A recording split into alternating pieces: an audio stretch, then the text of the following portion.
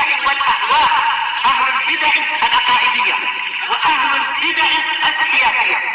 نقول بيننا وبينكم السلف، بيننا وبينكم الكتب، كان فيقول البدع بيننا وبينكم.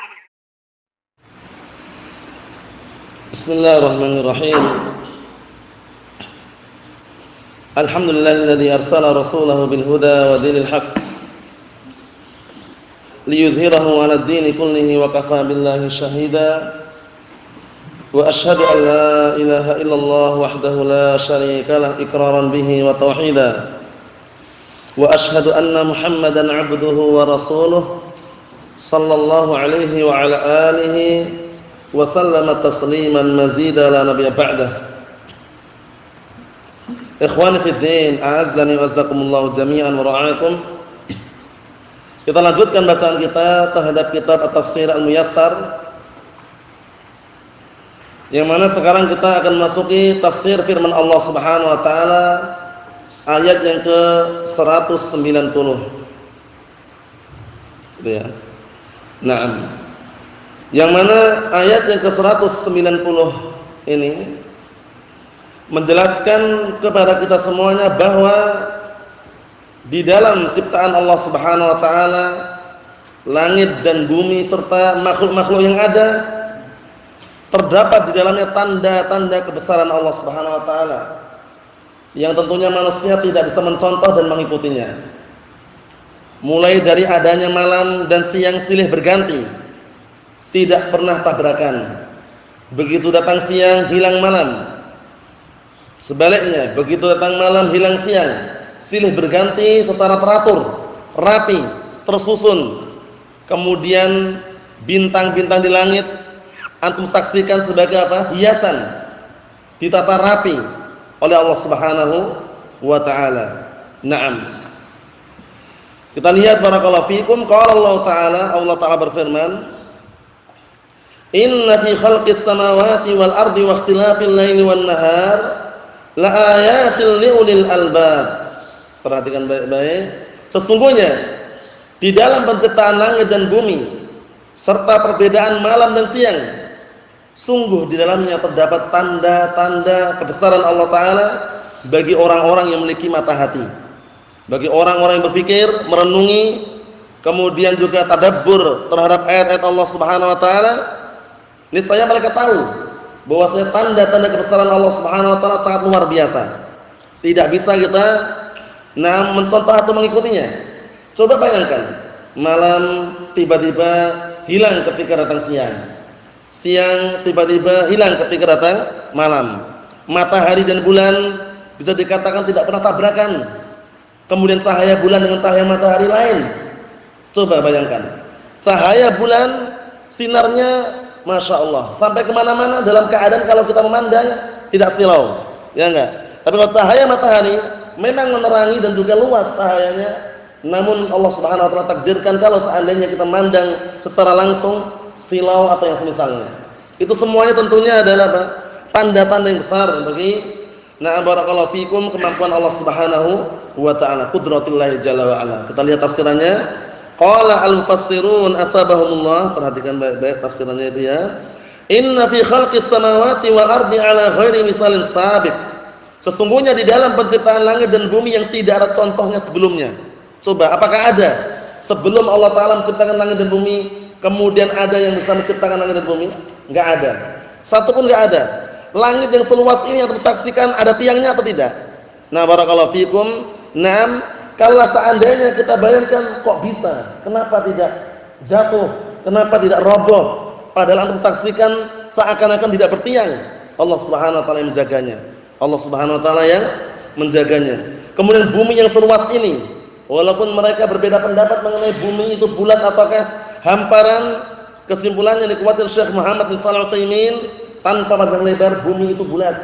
Cuman karena besarnya bumi ini, bulatan tersebut nampak hamparan. Paham ya? Karena besar sekali bumi ini ya. Nah, barakallahu fikum. Walaupun ada yang mengatakan hamparan tidak bulat, memang ada perselisihan. Namun perselisihan di situ tidak sampai mengeluarkan seorang dari ahli sunnah. Paham ya? Perselisihan yang bisa dikatakan apa? Perselisihan mengenai bumi. Nah, barakallahu fikum. Mahum insyaallah ya. Nah, cuman kesimpulan yang dikuatkan oleh Syekh Muhammad bin Shalih Al-Utsaimin bagus sekali. Bumi itu memang bulat karena luasnya bumi ini sehingga bulatan nampak hamparan. Apa maksudnya itu ya? Nah, barakallahu fikum. Ikhwan fi din azza wa jazakumullah, kita lihat berikutnya. Wa fi ta'aqubil lail wan nahar, dan juga di dalam ta'aqub silih bergantinya malam dan siang. Ta'aqub itu silih berganti. Nah, barakallahu fikum. Nah, beriringannya malam dan siang silih berganti. Antum saksikan enggak pernah tabrakan, ya enggak? Enggak pernah jadi satu malam dan siang gitu. Pernah atau tidak? Enggak pernah. Hatta walaupun siang kemudian mendung, atau awan hitam misalkan, itu pun tidak dikatakan malam, gelap. Paham ya? Nah, barakallahu fikum. Jadi tidak setiap yang gelap itu malam. Paham ya? Nah, walaupun kalau malam bisa dikatakan gelap, tapi tidak setiap yang gelap itu malam. Paham ya? Contohnya apa? Di jalan gua bisa siang hari gelap juga dalamnya. Kalau tidak ada cahaya misalkan. Sekarang misalkan mau turun hujan, terkadang mendung, awan hitam, gelap atau enggak? Gelap, tapi enggak dikatakan malam. Nah, Masya Allah, kita lihat di sini.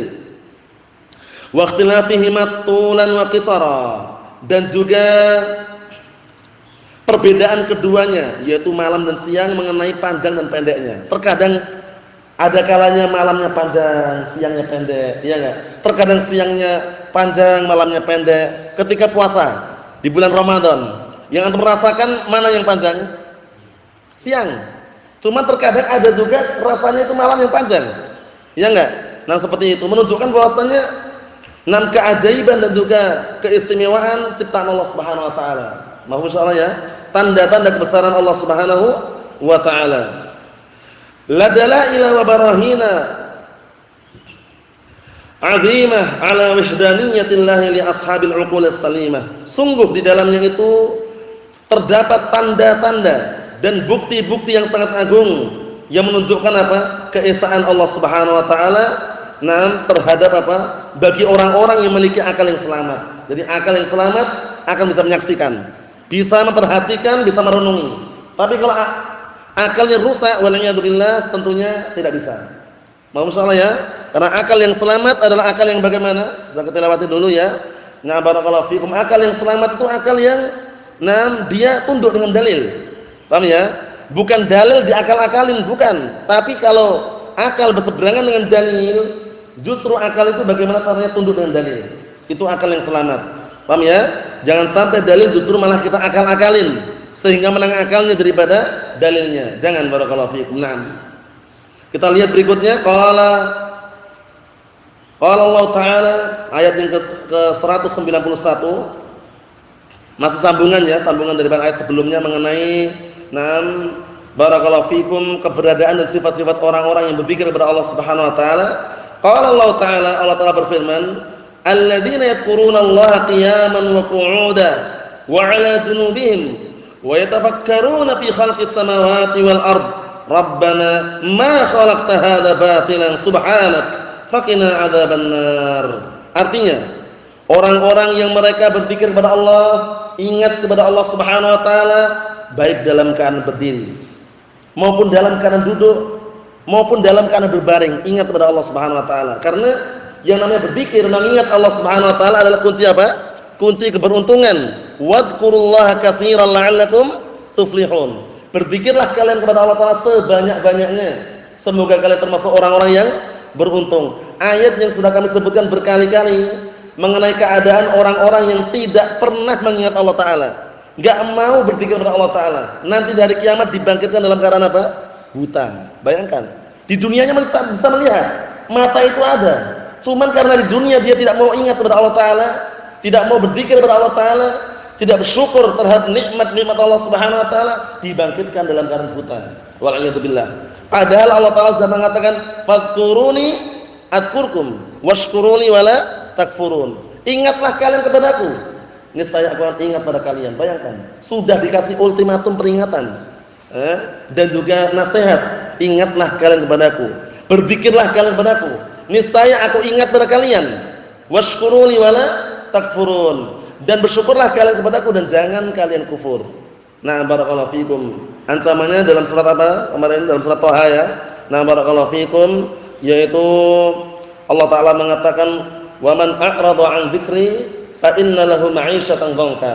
wa nahsyuruhu yaumal qiyamati a'ma. Barang siapa yang berpaling dari mengingatku, kata Allah Ta'ala, niscaya dia akan merasakan kehidupan yang sempit. Hatta kita di dunia ini, kalau kita berpaling dari mengingat Allah Ta'ala, tidak bersyukur terhadap nikmat yang Allah Ta'ala berikan kepada kita, hati itu sempit rasanya. Kurang terus dengan dunia yang kita miliki. Paham ya? Kurang terus dengan harta yang kita miliki. Tapi kalau kita ingat kepada Allah Ta'ala, bersyukur dengan sesuatu yang sedikit, tapi barakah, insyaallah bi'idznillah hati itu tenang. Bayangkan ini. Wa man a'rada 'an dzikri fa inna lahu ma'isyatan dhanka. Barang siapa yang berpaling dari mengingatku, maka sungguh dia akan mendapatkan ma'isyah, kehidupan dhanka yang sempit. Wa nahsyuruhu yaumal qiyamati a'ma. Dan kami akan bangkitkan dia nanti dari kiamat dalam keadaan buta. Bayangkan, dalam keadaan apa? Buta. Akhirnya orang tadi berkata, qala gitu ya. Nam rabbi lima hasyartani a'ma wa qad kuntu basira. Wahai Rabbku, kenapa engkau bangkitkan aku dalam keadaan buta padahal dulu aku bisa melihat di dunia? Bayangkan ini, penyesalan. Penyesalan datang di akhir, barakallahu fikum, bukan di awal. Di awal mungkin orang tenang-tenang, santai, enggak ingat, tapi kalau sudah menyesal di akhir enggak ada manfaatnya. Rabbi lima hasyartani a'ma wa qad kuntu basira. Wahai Rabbku, kenapa engkau bangkitkan aku dalam keadaan buta padahal dulu aku bisa melihat? Nah, qala kadzalika atatka ayatuna fanasitaha wa kadzalikal yauma tunsa, gitu ya. Nah, barakallahu fikum, Allah Ta'ala mengatakan, demikianlah ketika datang ayat-ayat kami di hadapan kalian, kalian lupakan. Maka kalian pada hari ini pun kami tinggalkan. Tunsa di situ tinggalkan. Karena Allah Ta'ala tidak memiliki sifat lupa. Ingatkan ya. Jadi kalau ada nisyan, lafaz nisyan itu artinya lupa aslinya. Cuman sudah kita lewati, nisyan memiliki berapa makna? Dua makna. Nisyan yang artinya lupa, zuhulul aql, hilangnya akal. Ini kalau manusia. Apa maksudnya ya? Tapi kalau nisyan dinisbahkan kepada Allah Ta'ala artinya apa? At-tark, meninggalkan. Jadi wa kadzalikal yauma tunsa, bukan dan seperti itulah pada hari ini kalian aku lupakan, bukan itu. Tapi apa? Tunsa di sini ditinggalkan. Paham ya? Ditinggalkan. Nah, barakallahu fikum. Tadi Khalid pada sakit mereka semuanya. Naam. Dari sini. Barakallahu fikum. Jadi ingat-ingat ya, nisyan ada dua makna ya. Nisyan maknanya apa dan apa tadi? Lupa dan meninggalkan. Kalau nisyan dinisbahkan kepada Allah Ta'ala artinya apa? At-tark, meninggalkan. Nisyan kalau dinisbahkan kepada manusia, duhulul aql, hilangnya akal, lupa. Maksudnya ya. Jadi enggak ada Allah Ta'ala itu lupa, enggak ada. Wa ma kana rabbuka nasiya, dan Rabbmu tidaklah lupa. Ingat baik-baik itu ya. Nah, jangan sampai barakallahu fikum kita keliru dalam memaknakan dan juga mengartikan. Allahul musta'an. Dari sini wa yatafakkaruna fi khalqis samawati wal ardi, dan mereka memikirkan, mentadabburi, merenungi tentang penciptaan langit dan bumi.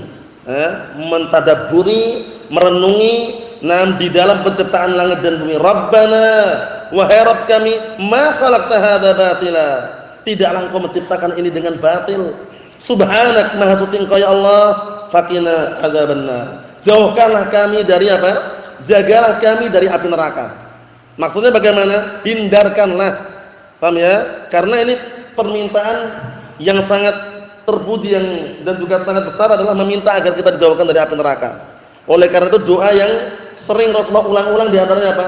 Rabbana atina fid dunya hasanah wa fil akhirati hasanah wa qina adzabannar.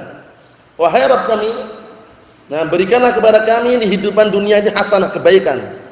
Hasanah, kebaikan di antaranya istiqamah di atas Al-Qur'an was sunnah, kebaikan di dalam rumah tangga, itu semua kebaikan. Kemudian meminta di akhirat juga mendapatkan apa? Kebaikan. Dan jagalah kami, jauhkanlah kami dari azab neraka. Perhatian Bapak ya. Barakallahu fikum. Menunjukkan bahwasanya kita hendaknya senantiasa ketika berdoa jangan lupa ini. Allahumma inni as'alukal jannata wa a'udzubika minan nar. Pendek, simple. Ya Allah, sesungguhnya aku meminta kepadamu surga dan aku berlindung kepadamu dari api neraka. Ngeri sekali barakallahu fikum, bisa kita lewati dalam pelajaran ad-durusul muhimmah li 'amatil ummah, bagaimana neraka jahanam bertingkat-tingkat, namanya pun macam-macam. Paham ya? Intinya neraka jahanam sangat mengerikan sekali barakallahu fikum. Kalau seandainya batu dilemparkan mulai dari awal, paham ya? Dari atas sampai ke kerak paling bawah, sab'una kharifah, 70 tahun. Ngeri atau tidak coba bayangkan? Ngeri sekali. Azab yang paling ringan adalah azab yang ditimpakan kepada paman Rasulullah SAW Abu Talib, yaitu apa? Berdiri di atas bara api hingga otaknya mendidih. Paham ya? Dalam riwayat yang lain, memakai kedua sandal, kemudian sandal tersebut terbuat dari api neraka hingga otaknya mendidih. Ngeri barakallahu fikum. Paling ringan padahal. Yang paling ringannya kayak gitu. Apakah antum mau mencoba? Jangan. Paham ya? Berlindung kepada Allah Subhanahu wa taala. Berlindung. Nam Allahumma inni as'alukal jannata wa a'udzubika minan nar. Ini jangan lupa dibaca ketika berdoa. Pendek kan mudah. Nah, barakallahu fikum. Kalau mau dijamak berarti Allahumma inna nas'alukal jannata wa na'udzubika minan nar. Mohon insyaallah ya. Nah, barakallahu fikum agar kita senantiasa dilindungi. Kita lihat tafsirannya. Qala al-mufassirun asabahumullah alladzina yadhkurunallaha fi jami'i ahwalihim. Itu orang-orang yang mereka mengingat kepada Allah Ta'ala pada seluruh keadaan mereka, qiyaman wa qu'udan wa 'ala junubihim, dalam keadaan berdiri dan dalam keadaan duduk serta dalam keadaan berbaring. Bayangkan, ingat kepada Allah Subhanahu wa taala. Wa hum yatadabbaruna fil khalqis samawati wal ard, dalam keadaan mereka merenungi, tadabbur terhadap penciptaan langit dan bumi. Inilah yang namanya apa? Orang yang ingat terhadap apa? Nah, barakallahu fikum, nikmat Allah Subhanahu wa taala, tadabbur. Al-Qur'an adalah kalamullah jalla wa ala. Diperintahkan kita agar tadabbur. Terkadang kalau ada waktu luang misalkan antum baca kemudian lihat terjemahannya, tadabbur, merenungi makna yang terkandung dalam Al-Qur'an. Enggak masalah. Karena tadabbur itu pentingnya apa? Semakin menambah rasa iman kita kepada Allah taala. Paham itu ya? Oleh karena itu Allah taala mengatakan afala yatadabbaruna al-Qur'an am 'ala qulubin aqfaluha. Tidakkah mereka mau tadabbur terhadap Al-Qur'an ataukah hati-hati mereka sudah terbelenggu, sudah tergembok, terkunci? Nah, tadabbur barakallahu fikum. Nah, terkadang dibutuhkan seperti itu untuk semakin apa? Memotivasi diri kita agar semakin kuat imannya kepada Allah Subhanahu wa taala. Kita lihat di sini. Qailin, seraya mereka berkata, "Ya Rabbana, wahai Rabb kami, ma awjadta hadzal khalqa abasa." Tidaklah engkau mewujudkan makhluk ini dalam keadaan sia-sia. Bayangkan, semua yang Allah telah wujudkan itu enggak ada sia-sianya. Paham ya? Mulai dari tumbuh-tumbuhan, hewan, manusia, semuanya diciptakan ada hikmahnya enggak? Ada hikmahnya. Coba kalau seandainya antum atau kita diciptakan dalam keadaan enggak ada hewan-hewan yang lainnya. Kira-kira bagaimana kira-kira? Hikmahnya bisa dikatakan kurang. Paham ya? Mau berkorban enggak ada hewan. Ya enggak? Antum mau makan ayam enggak ada ayam. Paham ya? Contohnya, kalau seandainya benar-benar enggak ada hewan sama sekali. Paham ya? Bahkan kita sendiri, manusia ini butuh hewan enggak? Butuh. Paham ya? Nah, barakallahu fikum, oleh karena itu, nah di balik penciptaan tersebut tidak sia-sia. Mulai hewan dengan hewan yang lainnya, terkadang saling apa? Saling ta'awun, kerjasama antara hewan dengan hewan yang lainnya. Paham ya? Itu hewan padahal.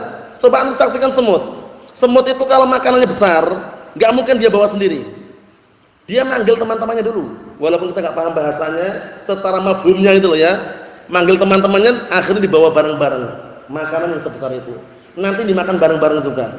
Itu semut. Kemudian permisalan yang mungkin antum pernah dapatkan di sekolahan-sekolahan dulu, burung jalak dengan hewan kerbau. Contohnya aja. Burung jalak itu mencari makan. Mencari apa dia? Kutu-kutu. Kutu-kutu. Nah, kerbau terkadang banyak kutunya di bagian kepalanya atau badannya. Nah, burung jalak hinggap di situ, mencari kutu, makan kutu. Kerbaunya dapat untung dia, karena apa? Hilang gatal-gatalnya dengan dimakan kutu-kutunya tadi itu. Kemudian burung jalaknya apa? Kenyang, dapat makan dari kutu-kutu tadi. Paham ya? Nah, barakallahu fikum, itu ciptaan Allah Taala yang sangat luar biasa. Kalau kita pahami satu persatu, renungi, terkadang menjumpai keajaiban. Sekarang musim apa? Sekarang musim hujan ini, hewan yang kalau malam banyak sekali gerombol itu apa? Laron. Itu antum tahu enggak kemana arahnya itu?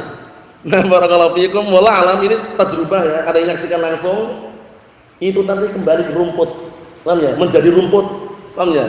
Hewan laron itu kalau sudah lepas sayap-sayapnya itu antum saksikan, berbondong-bondong, berpasang-pasangan dia. Kemudian sembunyi di bawah-bawah. Nah, barakallahu fiikum, bebatuan biasanya. Biasanya kalau sudah lama dia nanti di situ akan tumbuh semacam rumput. Nah, barakallahu fiikum, pernah ada yang menyaksikan dicabut rumput itu, ternyata apa? Sudah, nah barakallahu fikum, kaki-kakinya itu menjadi akarnya, Paham ya? Kemudian badannya itu sudah tumbuh, mulai tumbuh daunnya. Paham ya? Tumbuh rumput tadi itu. Nah, wallah alam, cuman tajribahnya kemungkinan besar seperti itu. Paham ya? Itu keajaiban yang luar biasa. Coba datang dari mana laron coba? Dari dalam tanah kan? Nah, kemudian kembali lagi ke situ. Paham ya? Posisinya apa? Kadang kalau antum cari enggak ketemu lagi kemana. Tapi di tempat dia sembunyi itu tiba-tiba tumbuh apa rumput. Nah, masya Allah, itu keajaiban yang sangat luar biasa. Nah, barakallahu fikum. Tapi kalau enggak ada waktu enggak perlu merenungi ya. Cuman banyak yang nyaksikan itu ya, banyak nyaksikan. Nah, hewan-hewan laron itu seperti itu. Allahumma musta'an. Itu baru hewannya. Tumbuh-tumbuhannya juga tentunya banyak sekali keajaiban. Apalagi manusia tentunya apa? Sebaik-baik ciptaan ya kan? Fi ahsani takwimin, diciptakan dalam keadaan postur yang paling indah, paling bagus, disyukuri barakallahu fikum. Na'am. Allahumma musta'an. Kita lihat sini. Fa anta munazzahun an dzalik, maka engkau ya Allah disucikan dari itu semuanya. Maksudnya disucikan dari menciptakan dengan sia-sia. Fasrif 'anna 'adzaban nar, palingkanlah dari kami adab neraka. Palingkanlah dari kami adab api neraka. Hingga Rasulullah mengatakan ittaqun nar walau bisyikki tamrah. Ittaqun nar walau bisyikki tamrah. Artinya apa? Jagalah diri kalian dari api neraka walaupun dengan secuil kurma. Bayangan kurma. Maksudnya bagaimana? Secuil kurma antum sedekahkan, itu bisa mengentaskan diri dari api neraka, bayangkan. Apalagi kalau utuh, apalagi kalau besar. Apa maksudnya ya? Maksudnya itu dengan cara sedekah pun bisa mengentaskan diri dari api neraka dengan seizin Allah Subhanahu wa taala. Nah, kita lihat barakallahu fikum ayat yang berikutnya, biar sekalian sampai di bawah itu ya, karena sudah mendekati akhir-akhir surat Ali Imran. Nanti semoga bisa masuk ke surat An-Nisa pada pertemuan yang akan datang باذنillah. Nah, barakallahu fikum. Kita lihat di sini. Qala Allah Ta'ala berfirman ayat yang ke-192. Rabbana innaka man tudkhilin nar faqad akhzaitah wa ma lidh-dhalimin min ansar. Wahai Rabb kami, sesungguhnya engkau apabila memasukkan orang ke dalam neraka, sungguh engkau telah menghinanya dan juga merendahkan dia. Memang benar. Termasuk kehinaan, rendahnya seorang hamba Allah telah masukkan dalam api neraka. Allahumma musta'an. Wa ma lidh-dhalimin min ansar, dan tidak ada bagi orang-orang zalim seorang penolong. Tidak ada bagi orang-orang zalim barakallahu fiikum seorang penolong.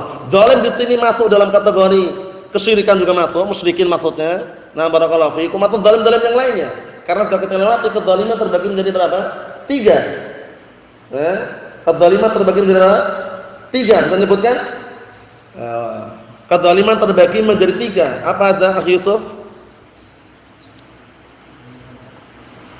Zalimnya seorang hamba terhadap Rabbnya. Kedua, zalim seorang hamba kepada manusia atau ada hamba yang lainnya. Zalim seorang hamba terhadap dirinya sendiri. Yang paling besar, paling parah yang mana? Zalimnya seorang hamba kepada Allah Subhanahu wa taala itu kesyirikan. Inna syirka la dzulmun 'adzim. Sesungguhnya kesyirikan termasuk apa? Kedzaliman yang sangat besar. Qala al-mufassirun atabahumullah ya rabbana najjina minan nar. Wahai Rabb kami, selamatkanlah kami dari api neraka. Fa innaka ya Allah, karena sesungguhnya engkau ya Allah man tudkhilhun nar bidunubihi faqad faddahtahu wa ahantahu. Karena sesungguhnya ya Allah, apabila engkau masukkan orang ke dalam api neraka dengan sebab dosa-dosanya, sungguh engkau telah apa? Menghinakan dia dan juga menjelek-jelekkan dia. Maksudnya menjelekkan dia dan menghinakan dia. Merendahkan dia. Karena posisinya di neraka. Hina dan jelek dan rendah. Wa ma lil mudnibina adh-dhalimin li anfusihim. Maka tidak ada bagi orang-orang yang berdosa, orang-orang zalim menzalimi terhadap diri mereka min ahadin, seorang pun yadfa'u anhum iqaballahi yaumil qiyamah. Tidak ada seorang pun yang bisa apa? Menolak azab hukuman Allah Ta'ala untuk mereka dari kiamat. Gak ada. Apa maksudnya ya? Tidak ada dari kalangan orang zalim atau orang-orang yang berbuat dosa, manakala Allah Ta'ala menetapkan hukuman maksudnya ya, di hari kiamat kelak gak ada seorang pun yang bisa menolaknya. Yang bisa menolaknya Allah Ta'ala. Paham ya? Oleh karena itu barakallahu fikum sahibul kabirah, pelaku dosa besar di akhirat bagaimana? Tahta masyiatillah, di bawah kehendak Allah Subhanahu wa taala. Jika Allah telah menghendaki mengampuni, dia ampuni. Jika Allah telah menghendaki mengadab, akan diadab sesuai dengan kadar dosanya. Mohon insyaallah ya. Naam. Kemudian berikutnya barakallahu fikum, qala Allah Ta'ala ayat yang ke-193, Rabbana innana sami'na munadiyan yunadi lil iman an aminu bi rabbikum fa amanna rabbana ighfir lana dhunubana wa kaffir 'anna sayyi'atina wa tawaffana ma'al abrar. Wahai Rabb kami, sesungguhnya kami mendengar seruan atau orang yang menyeru, mengajak untuk beriman agar kita semuanya apa? Menyeru dan juga barakallahu fikum, kami mendengar seruan untuk mengajak beriman, an aminu bi rabbikum, berimanlah kalian kepada Rabb kalian. Fa amanna, kemudian kami pun beriman. Rabbana, wahai Rabb kami, faghfir lana, ampunilah dosa kami, dzunubana, dosa kami ampunilah, wa kaffir 'anna sayyi'atina, dan juga hapuskanlah, gugurkanlah dosa-dosa kecil kami, wa tawaffana ma'al abrar, dan wafatkanlah kami bersama orang-orang yang baik. Ini permintaan yang bagus. Jadi kalau kita meminta kepada Allah Ta'ala agar diwafatkan bersama orang-orang yang baik, bersama orang-orang yang terpuji. Nah, barakallahu fikum, seperti itu. Karena apa? Karena manakala Allah Ta'ala berikan kita umur yang panjang, sebaik-baik manusia adalah orang yang panjang umurnya tapi baik juga apa? Amalannya. Bukan panjang umurnya tapi jelek amalannya. Nah, wal'iyadu billah ya. Nah, kita lihat tafsirannya. Qala al-fassirun atsabahullah, ya Rabbana innana sami'na munadiyan huwa nabiyyuka Muhammad sallallahu alaihi wasallam. Maksudnya ini, wahai Rabb kami, sesungguhnya kami mendengar orang yang mengajak dan menyeru, yaitu Nabi Muhammad sallallahu alaihi wasallam, yunadin nas, yang dia menyeru mengajak manusia litasdiqi bika, untuk membenarkanmu, beriman denganmu, wal iqrar biwahdaniyatika, dan juga untuk mengakui barakallahu fikum keesaanmu, wal amal bisyar'ik, dan untuk beramal dengan syariatmu. Fa'ajibna da'watah, na'am, wa saddaqna risalatah. Nah, fa'ajabna da'watah wa saddaqna risalatah. Akhirnya kami pun memenuhi panggilannya, memenuhi dakwahnya, dan membenarkan risalahnya. Faghfir lana dzunubana, maka ampunilah dosa-dosa kami, wastur uyubana, dan tutupilah aib-aib kami, cacat-cacat kami. Ini penting sekali. Jadi kalau kita pernah berbuat kejelekan, minta agar Allah Ta'ala tidak bongkar kejelekan tersebut. Karena kalau sudah terbongkar, orang tahu. Nah, ini termasuk dalil agar apa? Agar kita berhati-hati. Kalau cerita, ngobrol dengan orang lain, jangan menceritakan, mengkisahkan kejadian-kejadian jelek atau maksiat yang dulu pernah dia lakukan. Paham ya? Karena sudah tutup-tutupin, orang enggak tahu kalau dia pernah berbuat dosa. Orang enggak tahu kalau dia pernah minum khamr. Orang enggak tahu kalau dia pernah berjudi. Tapi dia sendiri bongkar. Namanya apa tadi? Al-mujaharah. Hati-hati itu ya, mujaharah itu haram. Yang Rasulullah mengatakan kullu ummati mu'afa illal mujahirin. Sesungguhnya setiap umatku akan diampuni kecuali orang-orang mujahirin. Bukan muhajirin lain lagi ya. Mujahirin. Mujaharah itu dia terang-terangan beberkan kejahatan yang dulu pernah dia lakukan di hadapan orang. Akhirnya orang tahu.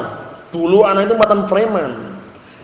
Contohnya, paham ya? Dia senang, bangga dengan itu. Dulu anak kalau kelahi itu enggak pernah ngajak teman. Sendiri pun lawan 10 orang menang.